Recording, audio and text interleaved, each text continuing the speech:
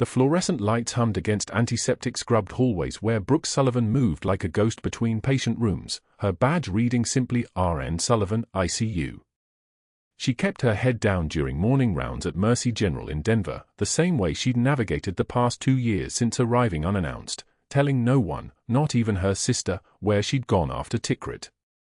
The coffee in the break room smelled like burnt rubber and regret. She poured a cup anyway, her hand steady as a surgical laser, no tremor visible when she wrapped her fingers around the ceramic mug despite the slight shake that came 3 nights a week at exactly 2:08 a.m. when her nervous system remembered burning streets and the weight of wounded men.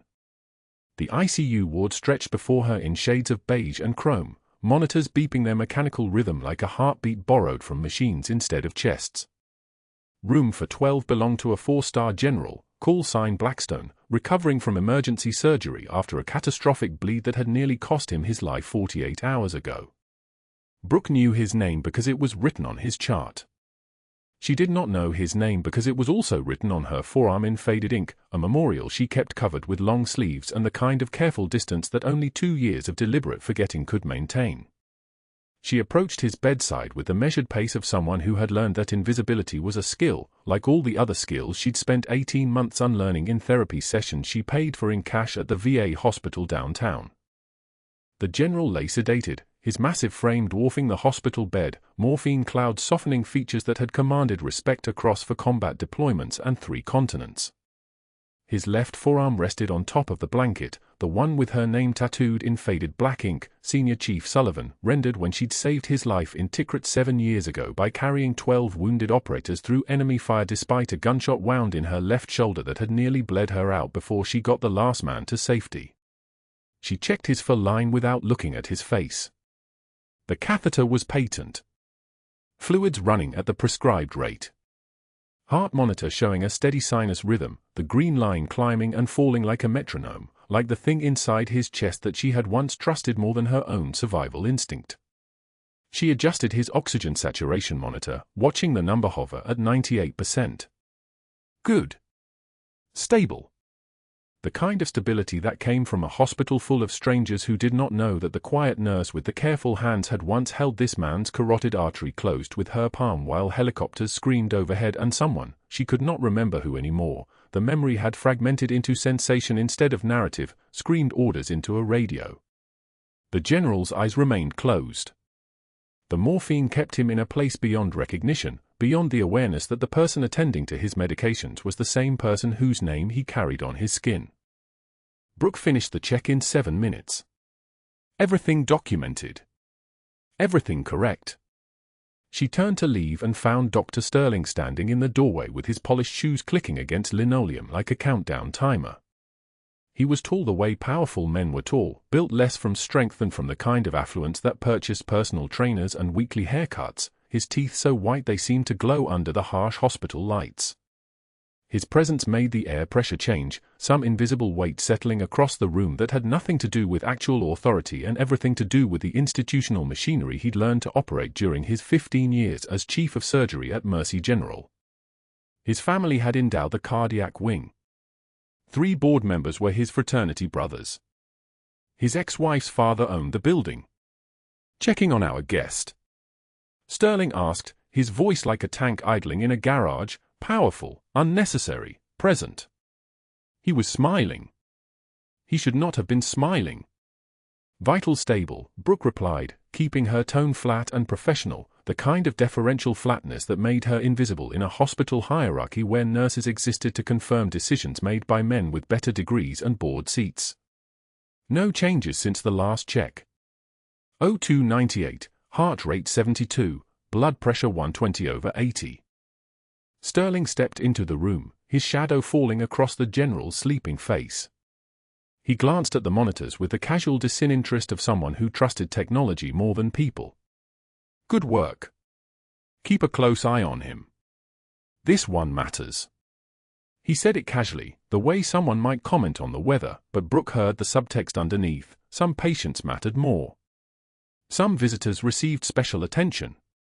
Some men's lives had been pre-weighted with significance while she'd spent 2 years learning how to disappear into hallways and dispensaries and quiet acts of competence that nobody remembered by lunch.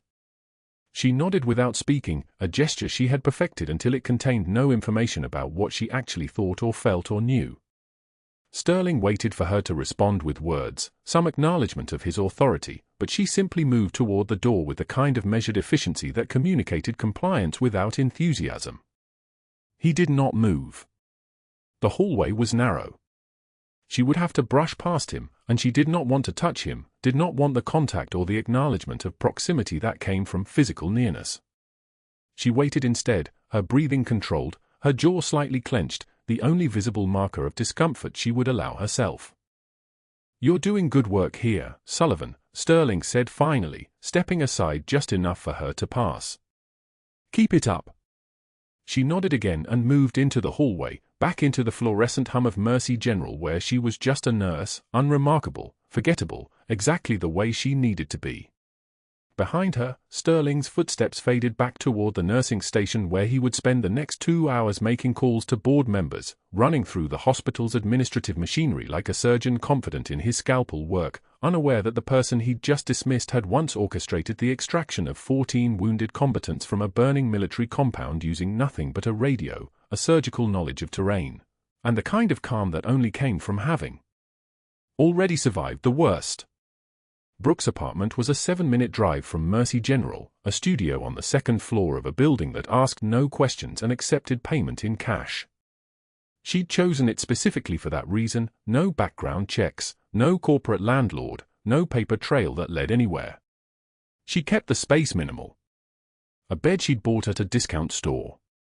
A kitchenette with a refrigerator that hummed too loud on Tuesday nights. A closet where she kept exactly 7 uniforms, all the same, all purchased in bulk from a catalogue that sold scrubs to nurses and surgeons and people who needed to disappear into institutional clothing. The boots were in the back of the closet, behind the hanging uniforms, where her 17-year-old son Marcus kept asking about them with the kind of teenage persistence that came from sensing secrets his mother would not explain. They were worn tan leather, the kind issued to Special Forces personnel at Fort Bragg before deployment, and they were still stained with Tikrit dust despite the fact that she'd washed them 5 times in 2018 and then stopped because the washing somehow made it worse, like she was trying to erase a place that had already erased her.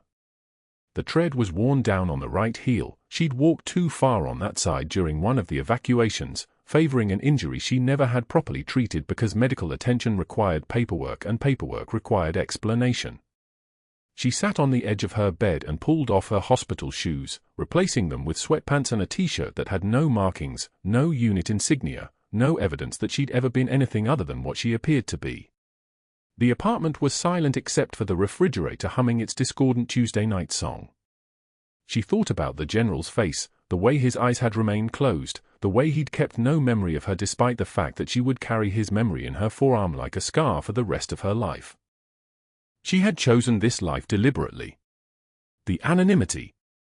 The invisibility. The way she could move through hospital corridors without anyone asking questions about where she'd really come from or what those little tremors meant when helicopter rotors passed overhead or why she held her breath every time a siren wailed toward the ER. She had chosen it because the alternative was standing in a VA hospital waiting room surrounded by other broken soldiers, accepting medals from people who would never understand what it meant to carry a man's weight through burning streets, and she was not ready for that recognition. She was not ready to be seen. The PTSD diagnosis had come with a list of coping strategies and a prescription she'd filled twice before deciding that medication was just another form of erasure. Better to simply keep her head down. Better to be forgettable. Better to work 18-hour shifts where the physical exhaustion outweighed the mental fractures and nobody asked why the quiet nurse in the ICU sometimes stared at a patient's monitor for 40 seconds longer than necessary, breathing like she was counting down from a number only she could hear. She was good at her job. Steady hands. Quick assessment. The kind of intuitive understanding of crisis that came from having survived worse than hospital code blues. But nobody noticed that kind of competence unless you made them notice, and Brooke Sullivan had spent 2 years perfecting the art of remaining unnoticed. What she did not know was that unnoticed was about to become impossible. Dr. Sterling waited outside the ICU like a predator timing his strike.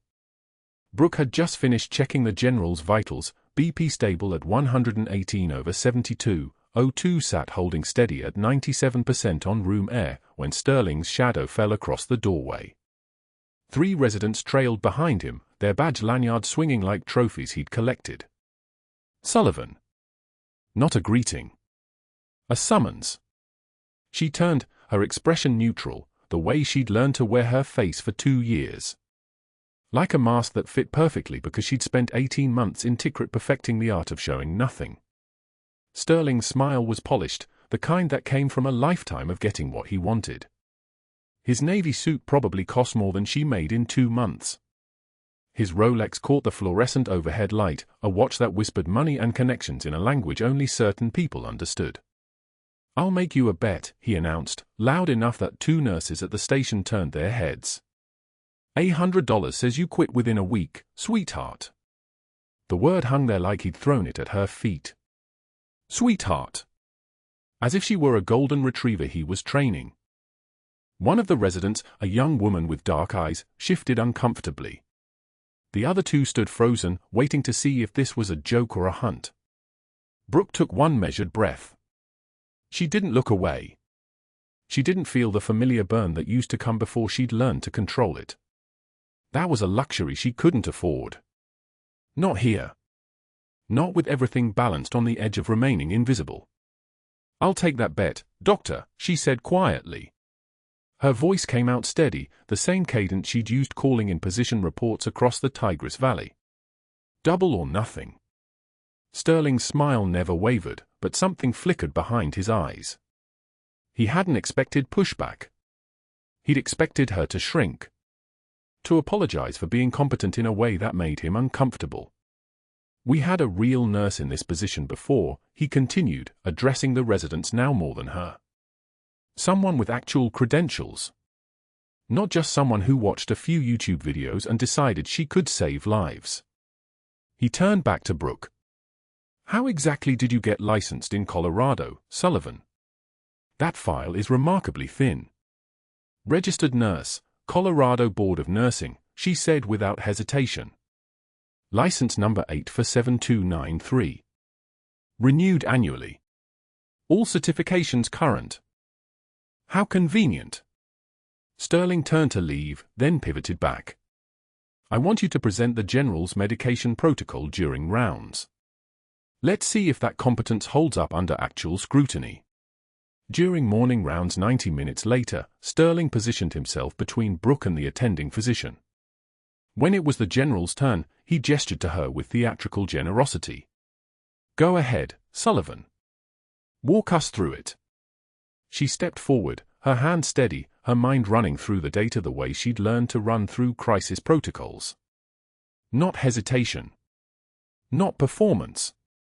Just facts.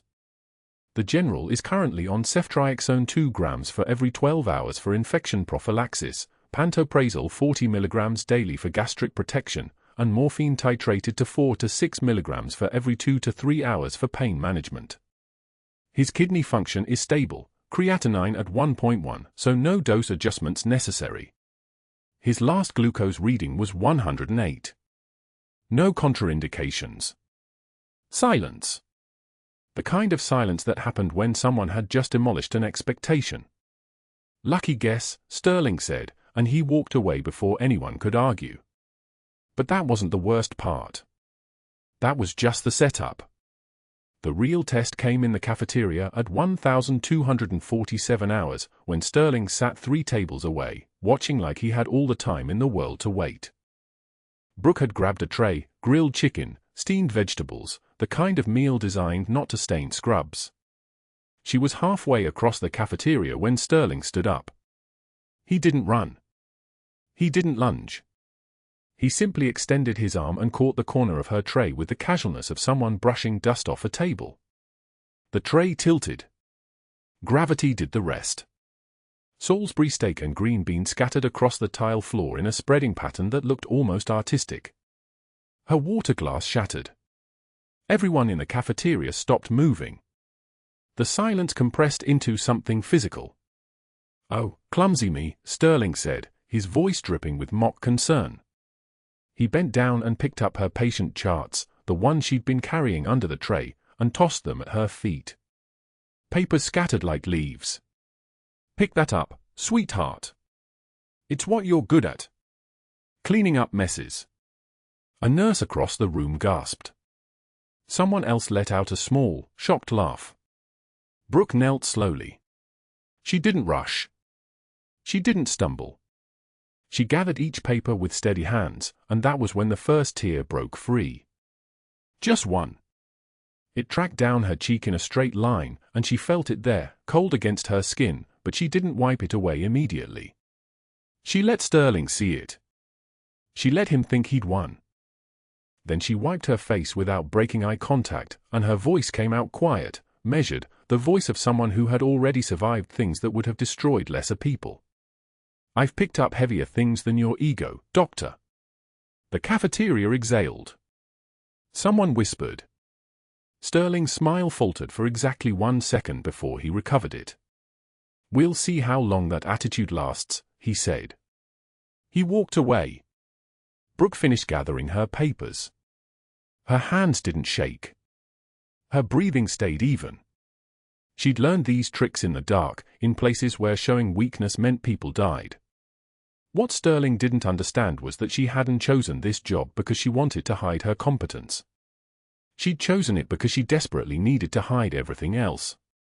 2 years ago, she'd walked away from a career that had consumed her.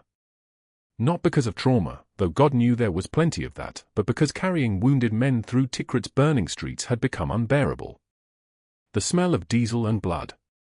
The weight of another operative's body across her shoulders. The sound of incoming fire echoing off concrete. The nightmares that came every single night, the way her hands would shake at 0300 hours, the way loud noises sent her system into combat mode even in a coffee shop. She'd needed invisibility more than she'd needed recognition. She'd needed to be just another nurse instead of Senior Chief Petty Officer Sullivan, who had 3 bronze stars gathering dust in a shadow box her 17-year-old son had hung on the living room wall against her explicit instructions. She'd needed to pretend those 18 months in Jolan District never happened, that the tattoo on some general's forearm that read the Sullivan was just coincidence. Her sister didn't know where she'd gone. Her parents had stopped asking. The military had processed her discharge quietly, with a commendation she'd never acknowledged and a medical evaluation that had noted persistent hypervigilance in a file she'd learned not to think about. She'd gotten a job at Mercy General under her middle name initially, just Sullivan, working 12-hour ICU shifts because the structure felt familiar. Because being responsible for someone's vital signs felt manageable in a way that everything else didn't. Because in that room with machines and numbers and clear protocols, she could breathe. And it had been working. It had been fine. Invisible. Until Dr. Sterling decided he needed to break something just to prove he could. That evening, Brooke sat in her car in the parking lot after her shift ended, her scrub still damp with sweat and someone else's wound irrigation. Her phone buzzed. A text from Marcus, "Mom, where are you? Can we talk about the shadow box?" She didn't respond. Instead, she stared at the appointment reminder on her phone, VA Hospital PTSD Intake Evaluation. 1900 hours. 47 minutes. She'd made the appointment 3 weeks ago, in a moment of weakness, thinking maybe it was time. Maybe she could talk to someone who understood what the streets of Tikrit did to a person. Maybe the nightmares could be fixed, and then she could figure out how to actually live again instead of just existing in the spaces between shifts. But now Sterling knew her name. He was asking questions. He was pulling files. And in exactly 47 minutes, she was supposed to sit in a waiting room full of veterans with missing limbs and desert-haunted eyes and admit out loud that she couldn't sleep without her service weapon within arm's reach. She turned the key. The engine started. She drove toward the VA hospital anyway, because that was what someone in recovery did. That was what someone trying to be invisible and normal and just another nurse did. She had no idea what was about to change everything. The ICU door stood 15 feet away when Sterling stepped into her path, his polished loafers blocking the tile like a gate. Brooke stopped, her hand frozen on the cart of fresh for lines and syringes. His smile was the kind that came before bad things happened, the smile of a man who'd already decided your fate and was simply enjoying the moment of announcement. Sullivan. He said her name like it tasted wrong in his mouth. My office. Now. She could have argued. Could have pushed past him toward the general's room where she'd spent the last 2 days monitoring his recovery, watching his vitals stabilize, his breathing deepen. But she'd learned long ago that resistance in front of witnesses only created more problems. The 2 board members flanking Sterling, men in charcoal suits with the soft hands of administrators, were watching her reaction like she was a lab specimen under glass. Of course, Doctor, she said quietly. His office smelled like leather and expensive cologne, the kind that cost more than her monthly rent. Floor-to-ceiling windows overlooked Denver's downtown, all glass and steel and money. Sterling settled into his chair with theatrical slowness, the kind of movement designed to make you wait, to make you understand that your time had no value in his presence. The 4-star general in ICU 7 requires continuity of care from more experienced staff, he announced, his fingers steepled like a judge passing sentence. Effective immediately, you're being reassigned to MedSurg. Your new assignment begins this morning. The words landed like a body hitting water. MedSurg was the floor where people rotated through common surgeries and recoveries, appendectomies, joint replacements, routine procedures. It was where nurses went when they were being sidelined. It was a cage disguised as a roster change. She didn't blink. Didn't let her jaw tighten. Didn't allow the smallest flicker of recognition to cross her face that he'd just executed a perfectly calculated move. This wasn't random. This was strategic. This was Sterling using the machinery of the hospital itself as a weapon. I understand, Brooke said, her voice level as surgical steel. I thought you would.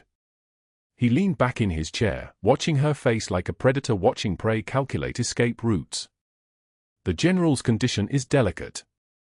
He needs someone with more ICU background.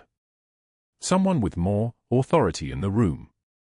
The implication hung between them, sharp as a scalpel. You're just a nurse. I'm the doctor. The hospital belongs to me. Brooke turned toward the door, her movements precise and economical. As her hand touched the doorframe, Sterling's voice followed her like a blade. And Sullivan? Don't take this personally. It's just protocol. The lie was so transparent it barely qualified as deception. Everything about this was personal. Everything about this was calculated. She could feel it the way she'd learned to feel pressure changes in a room, the way air itself seemed to shift when danger was close. She was 3 floors down, in the supply closet on 4 West restocking bandage kits and for tubing, when her hands finally betrayed her. Just for a moment. Just for 1 second, her fingers tightened so hard around a roll of tape that her nails left crescents in her palms. The warrior in her recognized the move for what it was, systematic isolation. Separate the target from the asset. Remove her from the patient she could protect. Sterling was playing chess, and he'd just taken her best piece off the board. But that wasn't the worst part. 30 minutes after the reassignment took effect, before she could even change her badge or process the implications of exile to MedSurg, the ICU alarm system erupted. 3 sharp beeps that meant emergency. That meant crisis. That meant someone was dying. The intercom crackled to life, the dispatcher's voice clipped and urgent, Code Blue, ICU 7. Code Blue, ICU 7. Respiratory distress. All available personnel respond. Brooke's head snapped up from the supply cart. ICU 7. The general's room. She moved without thinking, which was exactly the problem. Thinking was a luxury she no longer had access to. Her legs carried her toward the stairs, her hands already moving to check the supplies on her cart as she ran. Bandages. Tape. Sterile gauze. Some part of her still registered that she wasn't supposed to be running toward that room, that Sterling had specifically positioned her where she couldn't help, where she couldn't interfere, where she could watch someone die from 2 floors away. But some instincts run deeper than policy. The ICU corridor was organized chaos when she reached it, nurses moving with practiced efficiency, the crash cart already positioned outside the general's room. Through the open door, Brooke could see the assigned nurse, a competent RN named Patterson, frozen in place. Patterson's hands hovered over the patient's chest as if she could restart a heart through willpower alone. The monitors were screaming. Oxygen saturation dropping. 68, 65. 62. The general's chest had caved inward, a sinkhole forming where his lungs should have been expanding. His trachea had deviated sharply to the left, twisted like a rope, his lips already beginning to turn the pale blue-gray color of someone whose oxygen was being stolen by air trapped in the wrong space. Tension pneumothorax. Collapsed lung filling the thoracic cavity with pressure that was crushing his heart. Sterling stood in the doorway, his arms crossed, his face a perfect blank of administrative concern. When he saw Brooke running down the corridor, his expression changed. Shifted into something uglier. Something possessive. "You are not authorized for this patient, Sullivan. Stand down." His voice was a command, the kind that worked in board meetings and committee hearings, the kind that expected obedience because it had never met resistance. But Brooke had spent 12 years in environments where obedience meant death, where protocol could kill you faster than bullets, where the people who followed orders instead of trusting their training came home in folded flags. She didn't stop running. "Move, or he dies," she said, and there was something different in her voice now, something that had been sleeping under the scrubs and the quiet competence and the deliberate anonymity. Something that had learned to sound calm in the middle of gunfire. Sterling stepped sideways, whether from shock or calculation she couldn't afford to analyze. She moved past him, her shoulder connecting with his chest hard enough to make him stumble, and she was in the room, at the bedside, her hands already reaching for the emergency equipment that lived in every ICU room for exactly this moment. 14-gauge angiocath, now, she said to Patterson, and her voice carried the weight of someone who'd given orders in combat zones, in medevac helicopters, in operating tents under fire. Not a request. A command. Patterson's hands moved without hesitation, muscle memory responding to authority it recognized even if her conscious mind was still processing the reversal of hierarchy. The needle was in Brooke's hand in seconds, silver and sharp and purposeful. She counted ribs like she'd counted them 1,000 times before, feeling for the landmarks on the general's chest, finding the space between the second and third intercostal space, mid-clavicular line. Her hands knew this. Her hands had done this in the dark. Her hands had saved lives under circumstances that would have broken lesser people. The needle went in. The hiss of escaping air filled the room like wind leaving a collapsing building, like pressure being released from a valve that had been cranked too tight. The general's chest rose slightly, the sunken cavity beginning to expand as his lungs could finally inflate, as oxygen could finally reach the tissues that were screaming for it. Oxygen saturation on the monitor climbed. 65, 72. 79, 85. His lips shifted from blue-gray back toward pink, color returning to his face like someone painting life back onto a canvas. The monitor's frantic beeping slowed, the rhythm steadying into something that resembled sinus rhythm, something human, something survivable.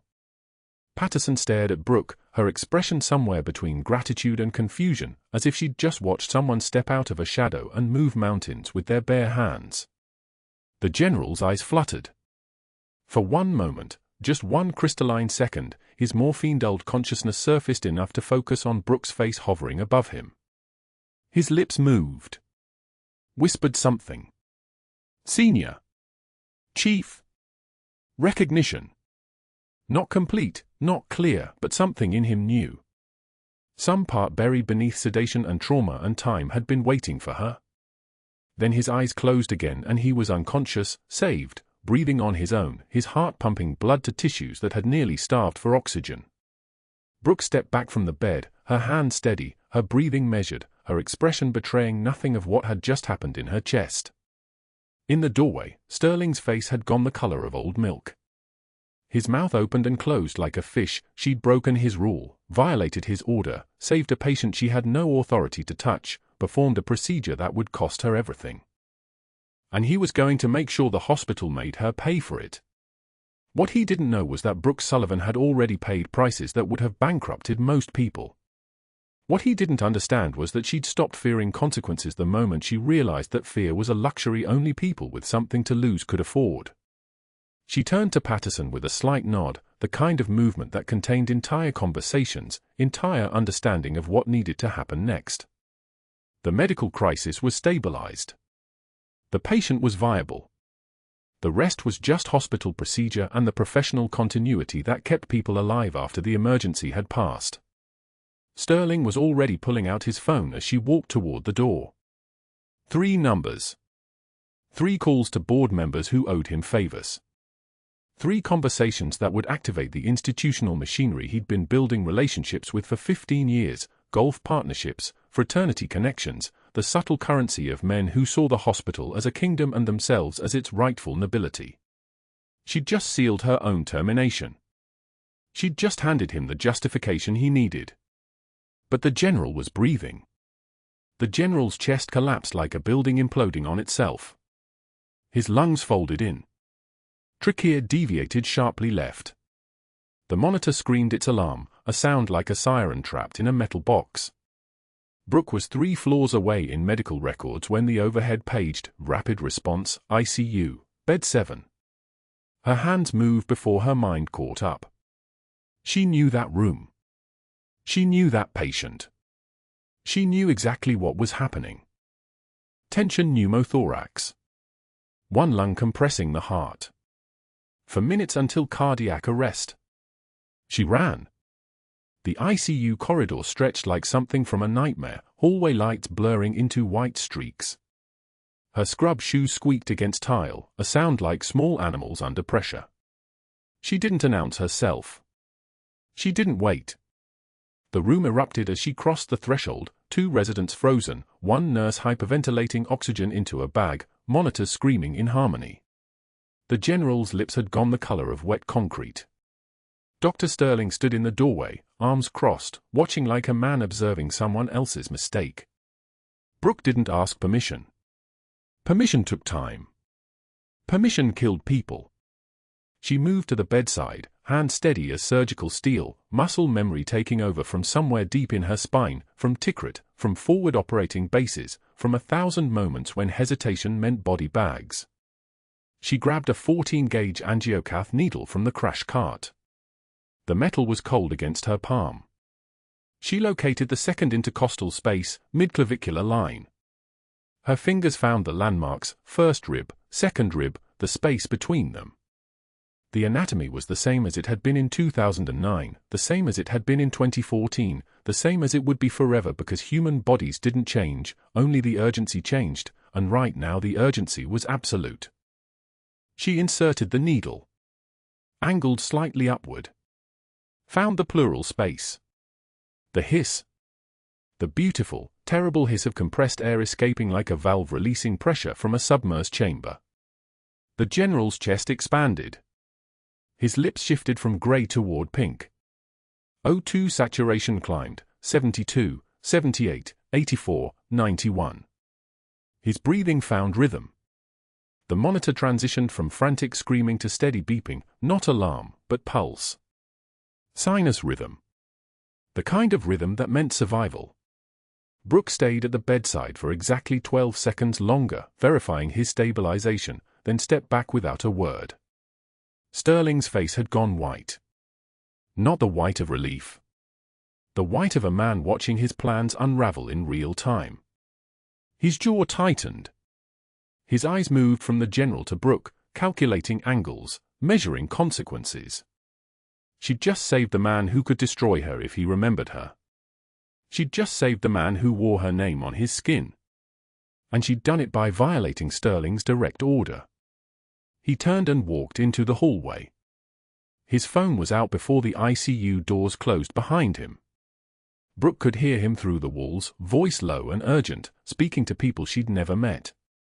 Lawyers. Board members. The hospital's chief of staff. She heard him use words like unauthorized, dangerous precedent, immediate action required. Each word was another nail. She kept her face empty. She'd been trained to absorb fire. She could absorb this. By 1 o'clock, the hospital's emergency review panel had convened in the executive conference room on the 3rd floor. Brooke wasn't invited to attend. She learned about it secondhand from a young resident who'd witnessed Sterling briefing board members in the hallway, watched as he presented fabricated documentation, forged charts, exaggerated claims.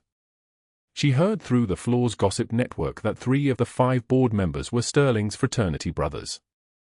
She heard that the chief nursing officer had tried to intervene, had actually said the words, "Dr. Sterling, she saved his life." She heard that Sterling's response had been smooth as silk, she violated direct orders and hospital protocol. This sets a dangerous precedent. We cannot have rogue nurses making independent medical decisions, no matter the outcome. This is about institutional authority. Outcome meant nothing. Authority meant everything. At 4 o'clock, Brooke was summoned to the main lobby. She walked down the marble corridor knowing what was coming. Her badge was already weighted in her pocket like a stone. The lobby was crowded. Sterling had orchestrated an audience, filled it with staff, with residents, with physicians. 50 pairs of eyes turned toward her like flowers following the sun, except their sun was a public execution. Sterling stood near the information desk, holding a termination letter like a priest holding scripture. His smile was the smile of a man who'd finally won. His voice carried through the atrium's cavernous space, echoing off walls designed to project authority and institutional permanence. Effective immediately, you are terminated from Mercy General for practicing outside your scope of licensure and gross insubordination. Security will escort you from the building. His words hung in the silence like smoke. You will not be eligible for rehire. Your actions constitute a violation of Hospital Code 7.3 and state nursing regulations. Brooke didn't respond. She removed her badge from her pocket, a laminated rectangle with her photo, her name, her credentials printed in official fonts. She set it on the desk with the care someone might use to set down a sacred object. One measured breath. Her eyes were dry. Her posture was unchanged. She turned toward the exit. Sterling couldn't help himself. His voice rose to stop her, to chase her, to land one final blow that would resonate through the marble and through the crowd and through her reputation. Good luck finding work anywhere else, sweetheart.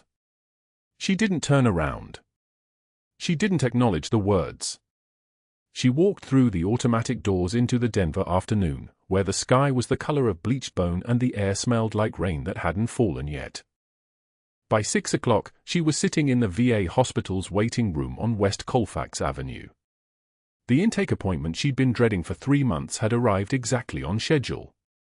The walls were beige, the kind of beige that hospitals used when they'd run out of all other colors.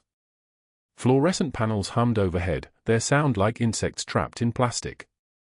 The waiting room was full of people like her, veterans in wheelchairs, veterans with prosthetics, veterans with eyes that had seen things eyes weren't supposed to see. A young Marine with a prosthetic right leg sat across from her, staring at nothing. An older gentleman with a hearing aid and a service cap from the 1st Infantry Division occupied the chair to her left. Nobody spoke. Nobody made eye contact. They all just sat in the silence that comes from understanding, from having carried weight that civilians couldn't measure. Brooke's phone had been off since she'd left Mercy General.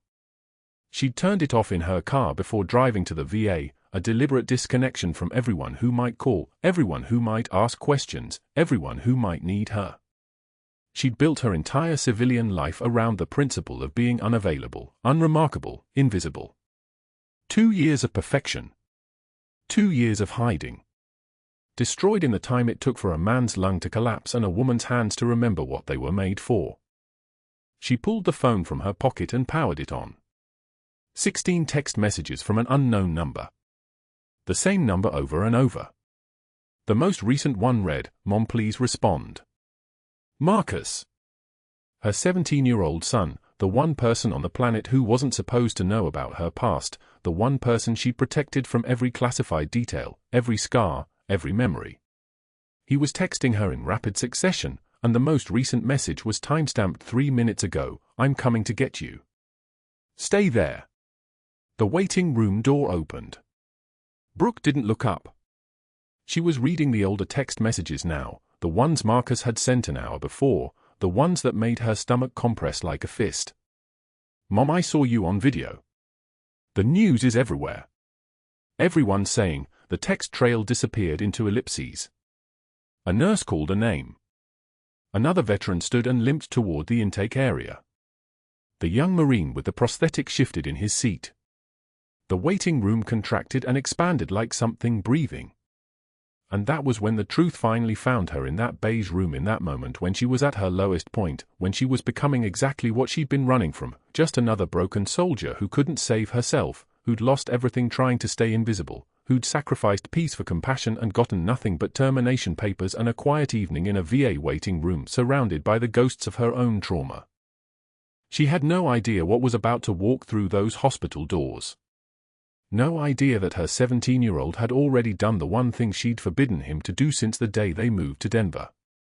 No idea that 3 hours from now, in the lobby of the hospital that had just fired her, everything would change. Everything would break open. Everything she'd buried would rise up and demand to be seen. The phone buzzed in her hand. Another text from Marcus, 2 words only, "I'm here." The hospital lobby doors burst open like a concussion wave. Marcus came through them the way his mother taught him to move through danger, committed, no hesitation, carrying weight. His 17-year-old frame was wrapped around something wooden and reverent, a shadow box he'd been explicitly forbidden to touch since the day he found it buried in her apartment closet behind winter coats she never wore in Denver. He was breathless. Actually breathless. Not from running but from what he held. The assembled board members Sterling had summoned for what he'd called a precedent-setting dismissal, 7 corporate administrators with golf tans and Rolex watches, all gathered in Mercy General's marble lobby like vultures who'd already tasted blood, turned to look at the kid with the shadow box. Sterling stood in their center, still polished, still radiating the kind of confidence that came from knowing everyone in the room had his cell phone number and his brother-in-law's real estate tips. Marcus walked directly toward them. His jaw clenched with the same controlled precision his mother employed, the same measured steps, the same absolute certainty that he had nothing left to lose. "They need to see these," Marcus said. His voice cracked exactly once. He thrust the shadow box toward the board members, toward Sterling, toward the lobby full of nurses and residents and maintenance staff who'd watched Brooke pick her lunch tray up off the tile 3 hours earlier. A young nurse, the same one who'd been standing next to Sterling when he knocked the tray down, stepped forward. Her hands trembled as she took the shadow box from Marcus. The room went dead silent. Her mouth moved, and at first nothing came out. Then, Senior Chief Petty Officer Brooke Sullivan, Navy Special Warfare. She read the citation like it was scripture. For extraordinary heroism in the performance of duty while serving with SEAL Team 3, Charlie Platoon, during combat operations in Tikrit, Iraq.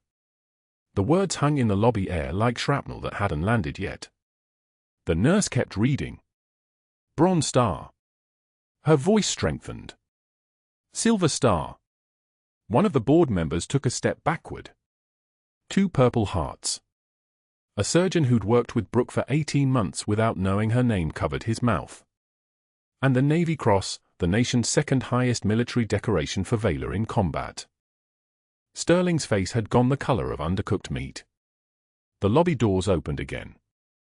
Not the main entrance this time.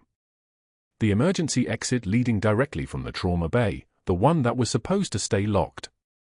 A man walked through wearing a military dress uniform the color of desert sand, insignia that marked him as someone who'd survived things people like Sterling spent their whole lives trying to avoid.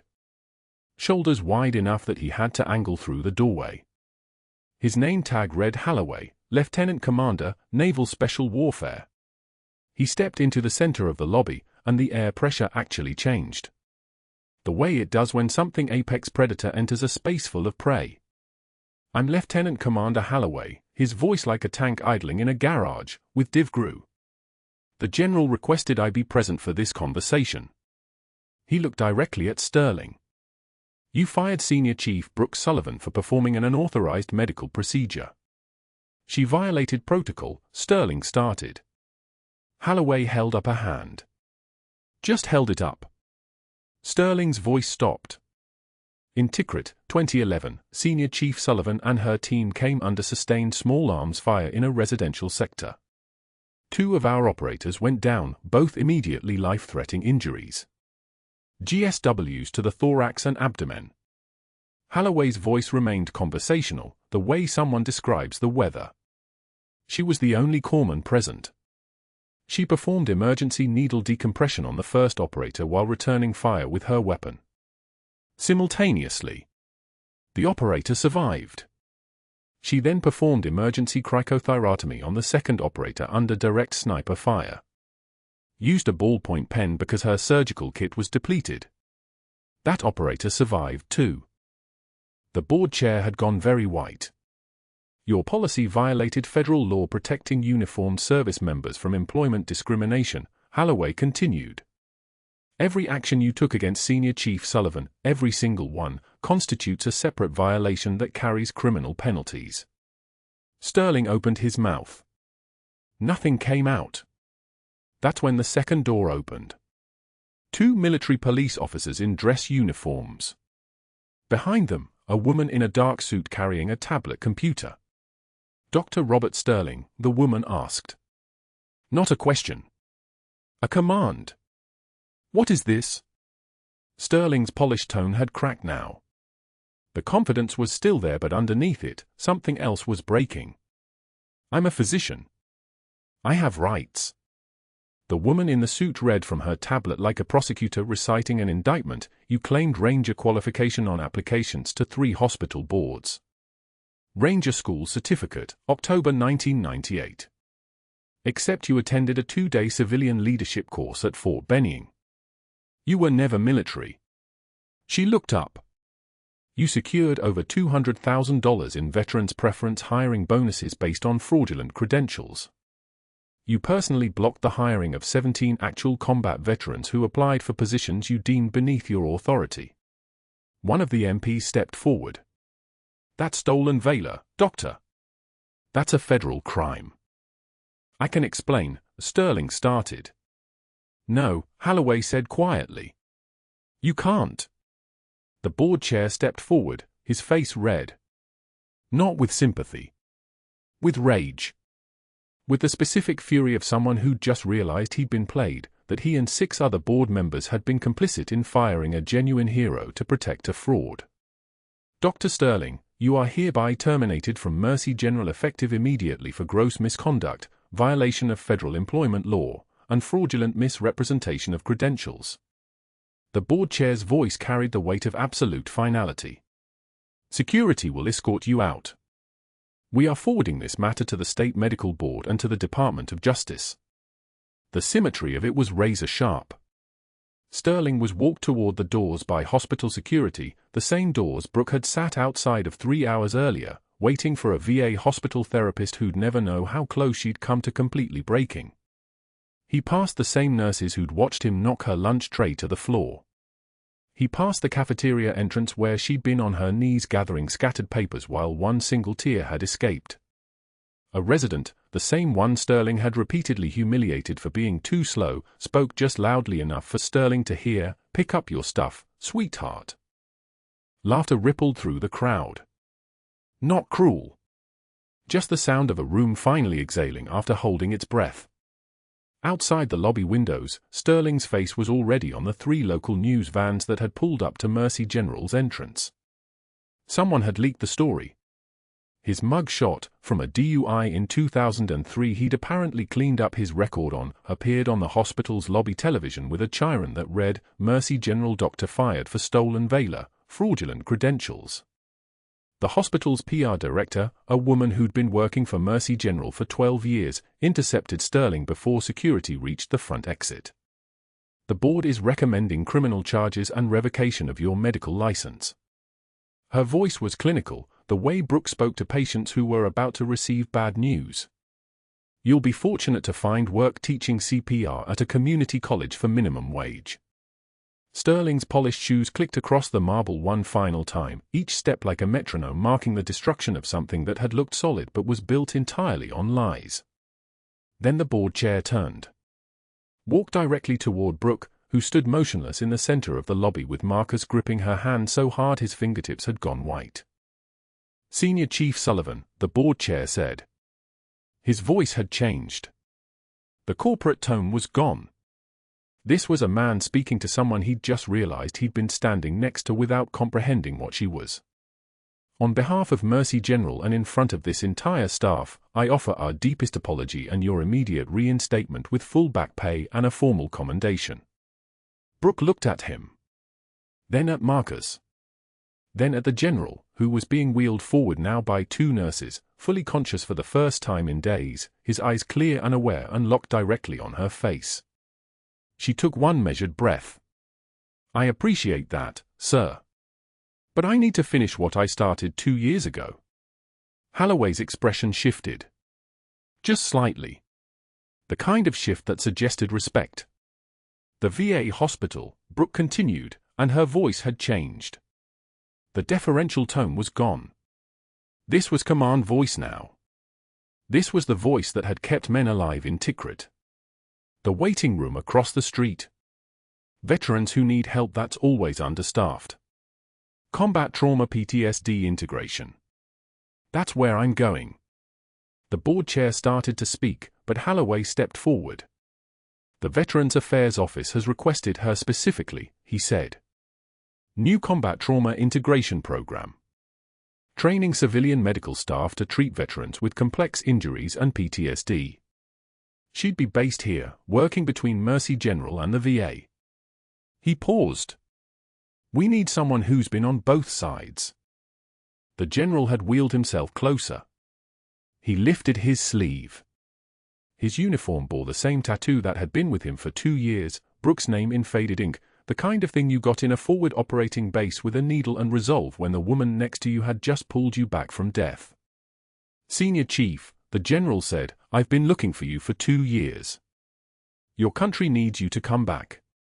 Brooke stood there in her scrubs, which were still wrinkled from her shift at the VA hospital waiting room, Marcus holding her hand, the shadow box still open on the lobby counter showing her medals to people who'd never asked who she was. She looked down at Marcus. Then back at the general.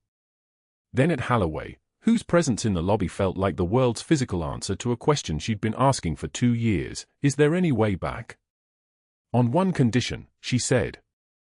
Her voice carried the weight of someone who'd learned to speak only when it mattered. "We hire the nurses Sterling blocked. The veterans he rejected. We build this program right, with people who actually understand what we're treating." The board chair didn't hesitate. "Done. I'll personally oversee the hiring committee." "Done," Holloway echoed. 3 months later, Mercy General would open the combat trauma wing. Brooke would stand in scrubs embroidered with her rank, Senior Chief Petty Officer, training 23 new nurses in the specific protocols for treating combat PTSD and complex trauma.